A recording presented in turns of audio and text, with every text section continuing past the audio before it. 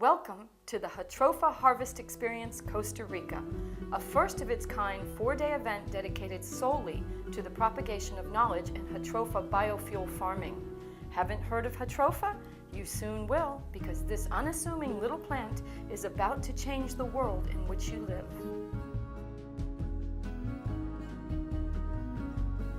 And if you think money doesn't grow on trees, you might want to think again, because those in the know are targeting Jatropha as the one to watch. I have been involved in Jatropha research in Florida at the University of Florida for over 4 years, and something like this, I wouldn't seriously want to miss the opportunity. The opportunity to grow and win with Jatropha is what brought scientists, agronomers, environmental engineers, refinery experts, investors, and government officials from 5 different continents to the first ever Jatropha Harvest Experience held at the Los Sueños Marriott Resort on Costa Rica's Central Pacific coast. Native to Central America, Jatropha curcus has been identified by World Energy Organizations as the #1 biofuel feedstock of the future for a number of reasons. It thrives in almost any type of soil, doesn't compete with food crops, is naturally resistant to drought and pests, and it grows fast, yielding oil-producing seeds from the very first year onward up to 50 years. Here's what's remarkable about Jatropha.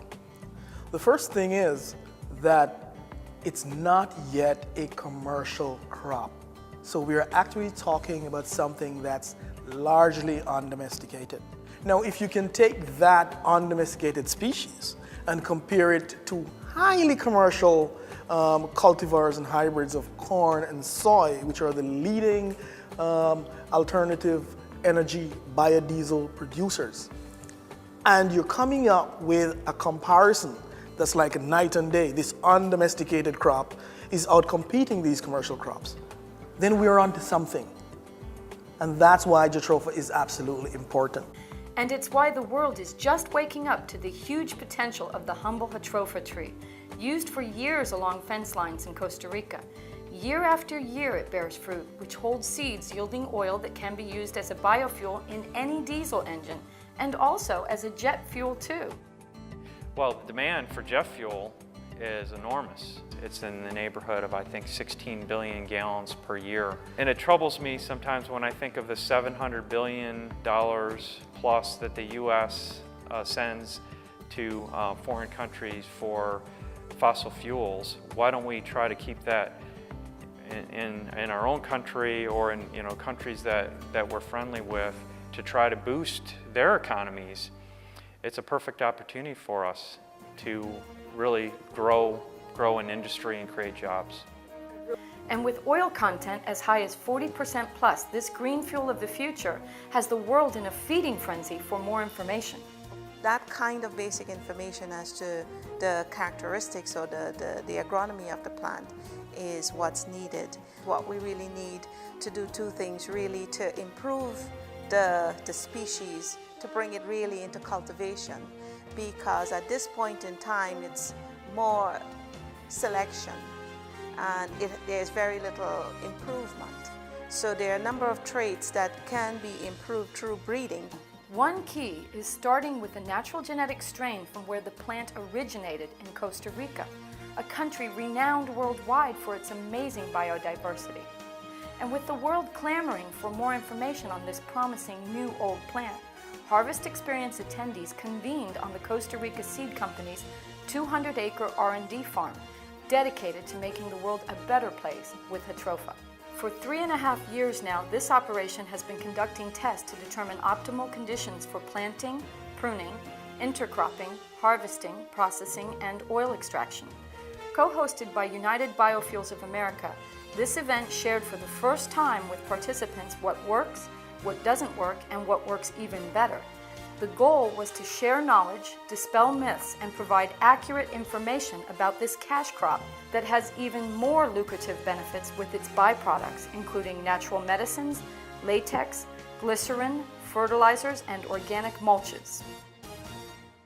It actually has many uses every single place that it grows. In Africa, it's used as a stomach settler.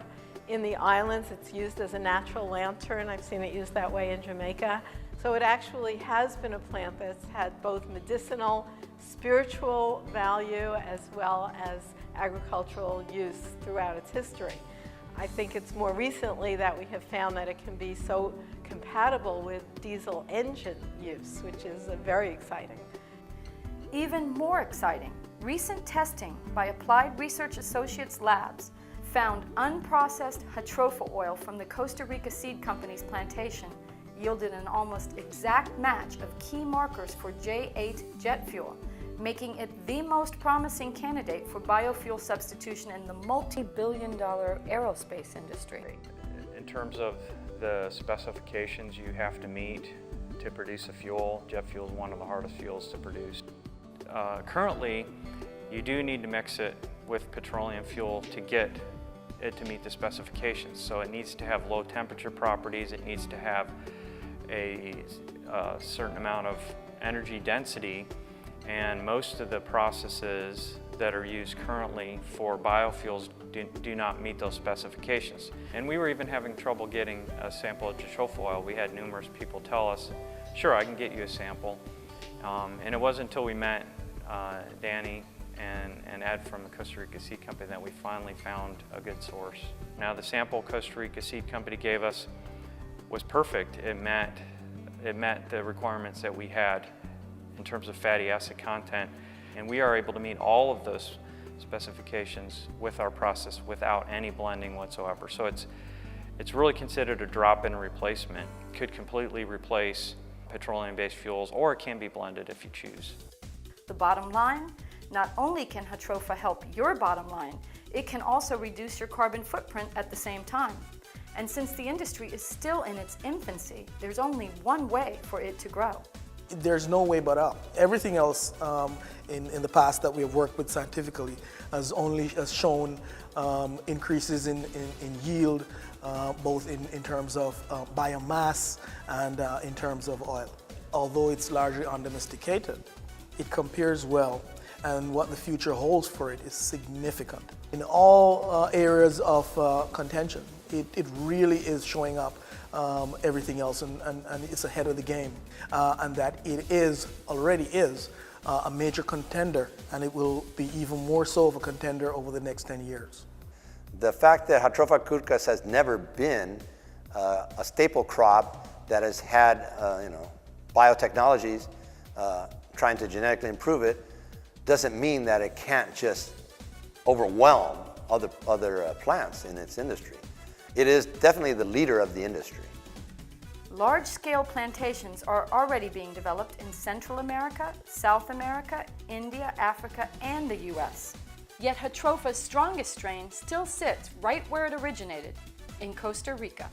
Because the genetic properties of the tree are varied, and honed it down to the point where we feel that the variety that we have, Jatropha curcas costarricensis, is the strongest variety we've seen. We've imported seeds and plants from Indonesia, Malaysia, Africa, Cabo Verde, and we're growing all those simultaneously alongside with our wild costarricense variety. There's no comparison.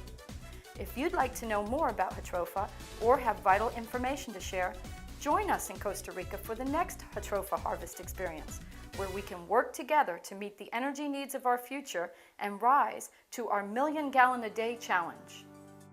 A global mitigation effort through the planting of 800,000 hectares throughout the Americas within the next 5 years. The experience promised me a immersion into something that's wonderful, that's beginning to turn heads, and it's beginning in Costa Rica. Oh, it has been absolutely a learning experience. It's been wonderful because here we can get a number of viewpoints on a particular topic in one place. We can always learn from each other. We learn from the farmers we teach as much as they learn from us. It's valuable for me to be at the Jatropha Harvest Experience because I liked being able to see from beginning to end the raw materials. I'm on the technology side, but I need to see the raw materials, and I need to see and hear from people that are refining it and selling the oil, because I ultimately think it's going to be a collaborative effort. It's not going to be this person off in their corner doing their thing. And compared to a lot of the conferences I go to where you sit in a room and you listen to presentations, this one's been a lot more interactive. My main objective of the meeting was to inform and educate. Education to me is number one. And I figured that the information that was out there was kind of like not true, all of it, and that it was needed a harvest experience where people could actually touch and feel and understand it. But I was very excited that there's that many people that are out of the box and are willing to take the risk into a field that is so positive and it'll help the planet. So I'm happy and really excited to see all those people coming together for that one cause.